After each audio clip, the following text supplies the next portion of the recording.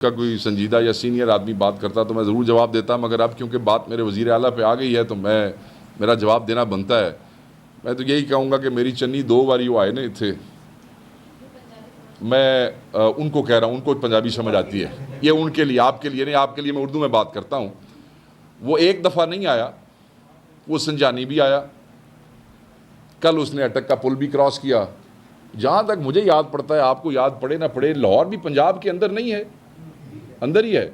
और जहाँ पे इन्होंने हमें जलसे की जगह दी थी, वो मियाँ शहबाज शरीफ का ज़ाती हल्का, जाती उम्रा भी उसी हल्के में है। तो की थोड़े को नहीं खुट गए सन, कम हो गए सन, की बनया सी। वो शेर का बच्चा है, जब वो कहता है तब वो आता है। वो आया था जिसने कोशिश करनी है करके देख ले। मुझे तो पता लग रहा था 47 की हुकूमत है।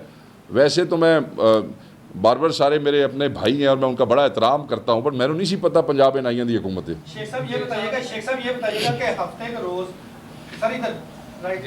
सॉरी जब एहतजाज की कॉल दी गई तो पाकिस्तान तहरीक इंसाफ की मरकजी क़यादत में से कोई भी यहाँ इस्लामाबाद से उठ कर रावलपिंडी नहीं पहुँच सका।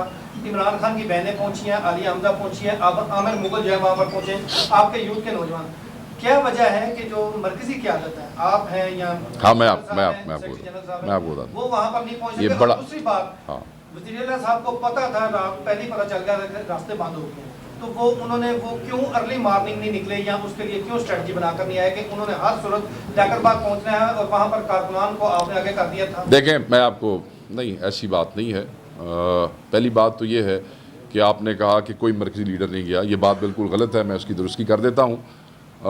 MNAs तो आपको पता है आइनी तरमीम के हवाले से इन्हें हमारी बड़ी ज़रूरत है। इतनी ज़रूरत है कि ये MNAs को पार्लियामेंट में से नकाबपोश अगवा करके ले जाते हैं। MNAs की इनको इतनी ज़रूरत है कि उनको उठाते हैं, छुपाते हैं पंजाब हाउस में और फिर पूरी रात बैठे रहते हैं उनके इंतज़ार में पार्लियामेंट में।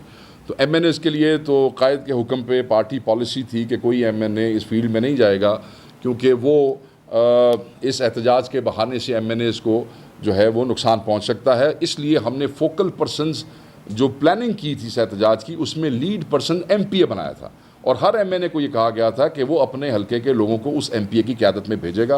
अल्हम्दुलिल्लाह ऐसे ही हुआ, क्योंकि पिंडी का बड़ा कामयाब एहतजाज था। जहाँ तक आपने मरकज़ी क़यादत की बात की, यहाँ से बैरिस्टर गौहर साहब गए, गिरफ़्तार हुए, शुएब शाहीन साहब गए, गिरफ़्तार हुए, यहाँ से सलमान अकरम राजा साहब गए, गिरफ़्तार हुए। और ये कहना बिल्कुल गलत होगा कि कोई वहाँ ना पहुँचा। जहाँ आपने ये कहा कि लेट पहुँचे, मेरे भाई वो बिल्कुल अपने मुकर्रर वक्त पे वहाँ से निकले, उसी वक्त उनको निकलना चाहिए था। वो अकेले नहीं आ रहे थे, उनके साथ हज़ारों गाड़ियाँ, हज़ारों लोग थे।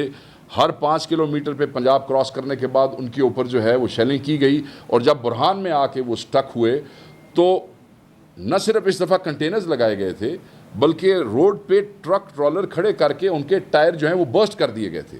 वहाँ पे आके वो स्टक हो गए और गाड़ियों से निकल के कई किलोमीटर तक वज़ीर आला को पैदल चलना पड़ा, क्योंकि हमारा ये एहतजाज अंडर द इंस्ट्रक्शंस जो भी थी क़यादत की, वो 2 बजे से टिल डार्क था।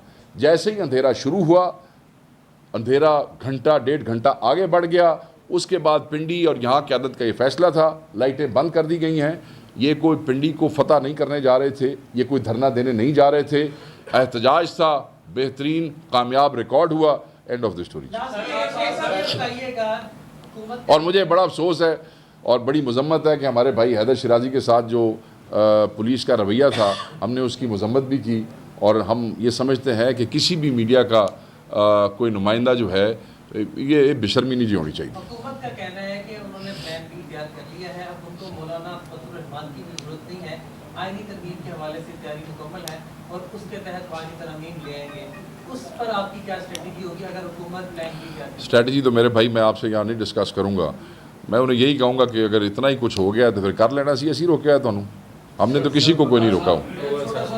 आखिरी सवाल कर लेते हैं सर। आपने 2-3 शहरों में एहतजाज का ऐलान हाँ किया, जबकि लाहौर की वज़ीर आला, सिर्फ लाहौर की कह सकता हूँ, और अगर पंजाब की भी आप मानते हैं वो भी कहते हैं। नहीं, हम तो 47 वालों को मानते ही नहीं है।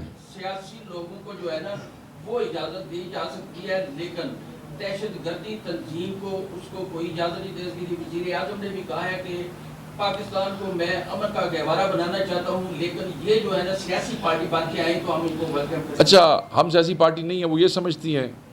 तो ये अहमद खान भच्चर अपोजिशन लीडर जो आपने हमारा एक्सेप्ट किया है, उधर जो पंजाब में आपने हमारी पार्टी को अपोजिशन के कोटे में स्टैंडिंग कमेटीज़ दी हैं, इधर जो आप बैठ के रोज़ मुज़ाकरात का रोना धोना कर रहे हैं टीवी के ऊपर, ਇਹਦਾ मतलब है कि फिर तुसा दहशतगर्दां नाल कमेटियां दे के बैठे हो तो उन्होंने अपने नाल इट्स नॉनसेंस। ये गुफ्तगू बचगाना गुफ्तगू है।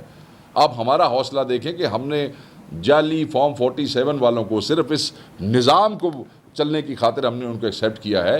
ये मजाक जो है नहीं चलेगा। हाँ, दहशतगर्द अगर यहाँ आते ना तो आपको पता चलता कि कल आपके साथ होता क्या है। ये निहत्ते लोग थे, औरतें, बच्चे, नौजवान, पुरअमन शहरी, पाकिस्तानियों से नफ़रत अंगेज़ रवैया इस जाली हुकूमत को ख़त्म करना पड़ेगा, नहीं तो बहुत से अबू सईदी हर गली में पैदा हो जाएंगे और आपका आखिरी